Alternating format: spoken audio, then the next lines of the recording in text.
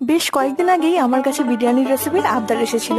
তো চলো আজকে খুব সহজ উপায়ে বানাবো চিকেন বিরিয়ানি। প্রথমে চিকেনের মধ্যে টক দই, আদা রসুনের পেস্ট ও সমস্ত গুঁড়ো মশলা দিয়ে মাখিয়ে 1 থেকে 2 ঘন্টার জন্য ম্যারিনেট হতে দেবো। এবার কড়াইতে তেল গরম করে পেঁয়াজ কুচি দিয়ে এটাকে বেরেস্তা বানিয়ে নেব। তারপর বিরিয়ানির জন্য আলুটার মধ্যে একটু হলুদ মাখিয়ে লাল লাল করে ভেজে তুলে নেব। ওই তেলের মধ্যেই গোটা গরম মশলা, তেজপাতা ফোড়ন দিয়ে দেবো এক এক করে চিকেনগুলোকে। চিকেনটাকে একটু কষিয়ে নিয়ে ভেজে রাখা আলু দিয়ে সিদ্ধ করে নেব। আলুটা যখন ভালোভাবে সিদ্ধ হয়ে যাবে তখন চিকেন থেকে আলুটাকে তুলে একটু সাইড করে নেব। আর চিকেনের মধ্যে দিয়ে দেবো আগে থেকে বানানো একটু বেরেস্তা আর দিয়ে দেবো একটু গরম মশলার গুঁড়ো। চিকেনটা তো তৈরি হয়ে গেছে, এবার বিরিয়ানির জন্য রাইসটাকে তৈরি করব। জলের মধ্যে নুন, তেজপাতা, গোটা গরম মশলা আর ঘি দিয়ে রাইসটাকে তৈরি করে নেব। যে পাত্রের মধ্যে বিরিয়ানিটা বসাবো তার মধ্যে দিয়ে দেবো এক এক করে চিকেন, আলু, বিরিয়ানির মশলা, বেরেস্তা, দুধ আর দিয়ে দেবো কেশর গোলা দুধটা আর দিয়ে দেবো বিরিয়ানির রাইস আর আবারও সমস্ত মশলা দিয়ে সাজিয়ে নিয়ে ওপর থেকে একটু ঘি আর লেবুর রস দিয়ে দেবো। এটাকে 15 থেকে 20 মিনিটের জন্য দম দিয়ে নিলেই তৈরি হয়ে যাবে আমাদের দারুণ স্বাদের চিকেন বিরিয়ানি। আর এই রেসিপির ফুল ভিডিওটাও আজকে দিয়ে দেবো, চাইলে দেখে নিতে পারো।